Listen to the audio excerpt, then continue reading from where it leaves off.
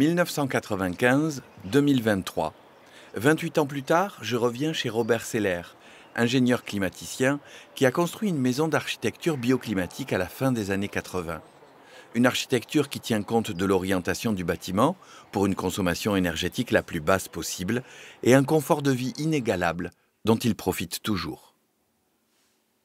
Là, on est ici dans un jardin d'hiver, qui est d'ailleurs aussi un jardin d'été. Il suffit de l'utiliser comme si on était en été, c'est-à-dire en le ventilant pendant la journée, en le fermant sur la maison pendant la journée en été et en l'ouvrant sur la maison en hiver. Ce qui nécessite évidemment que l'occupant soit actif dans ce bâtiment dit passif. C'est un des fondamentaux de l'architecture bioclimatique. Le concept bioclimatique, apport solaire par le sud, enveloppe isolante, ventilation traversante la nuit en été, protection solaire, etc., végétalisation. Ça, c'est des concepts qui sont immuables. Et dont il m'avait déjà livré les règles de base à l'époque. C'est une serre qui joue ici le rôle de chaudière. Des ouvertures, judicieusement placées, permettent ensuite à l'air chaud de circuler partout dans la maison. De plus, le soleil qui est bas en hiver pénètre pleinement dans la serre, alors qu'il reste bien haut sur la toiture en été. La maison que vous voyez n'a jamais dépassé, même quand il faisait 35-36 degrés dehors, n'a jamais dépassé 26 degrés à l'intérieur en plein été, sans aucune climatisation, que cette climatisation naturelle, donc par convection d'air frais nocturne. Dans ce domaine-là, les choses qui ont évolué, qui étaient embryonnaires à l'époque, c'est la qualité écologique des matériaux. Aujourd'hui, les filières qu'on appelle biosourcées, qui étaient émergentes à l'époque, puisque dans cette maison, il y a effectivement des ocres de Roussillon, il y a des enduits à chaud, il y a des peintures naturelles. Ces filières-là étaient limitées, et notamment au niveau des matériaux de construction. Et à cette époque-là, la maison est vulgairement, je dirais, en béton, alors qu'aujourd'hui, effectivement, on la construisait soit en bois, soit en terre crue. En revanche, on n'avance encore pas assez vite au niveau de la mise en œuvre de ces concepts. Le bioclimatisme fait partie des réponses au réchauffement climatique. Travailler avec le climat pour lutter contre le réchauffement climatique, c'est quand même assez intéressant. En Camargue, la Tour du Valat est un centre de recherche privé sur les écosystèmes humides.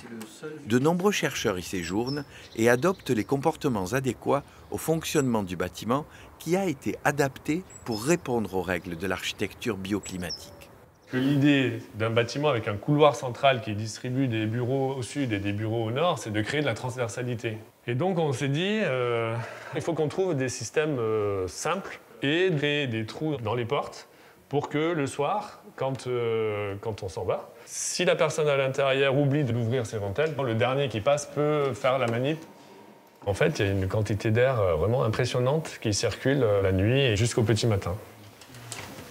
Nicolas Beck veille à ce que chacun soit informé. On a édité cette petite brochure, voilà, un petit mode d'emploi qui permet simplement de rappeler les différentes consignes, aussi bien pour l'été, donc pour la manipulation des fenêtres, pour améliorer donc ce rafraîchissement nocturne, rendre les pièces le plus traversant possible en ouvrant les fenêtres.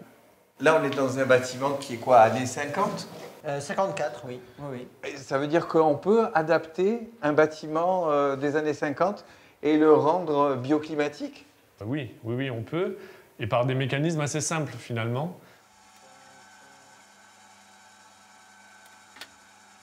On est vraiment dans une démarche globale où effectivement on a essayé de jouer un peu sur les comportements aussi, parce qu'avec des comportements adaptés, on baisse quand même de façon assez nette, jusqu'à 20% nos consommations. Et surtout d'avoir un bâtiment maintenant très bien isolé. On a une inertie qui est retrouvée dans le bâtiment et on peut couper le chauffage du vendredi soir jusqu'au lundi matin sans que les salariés s'en rendent même compte.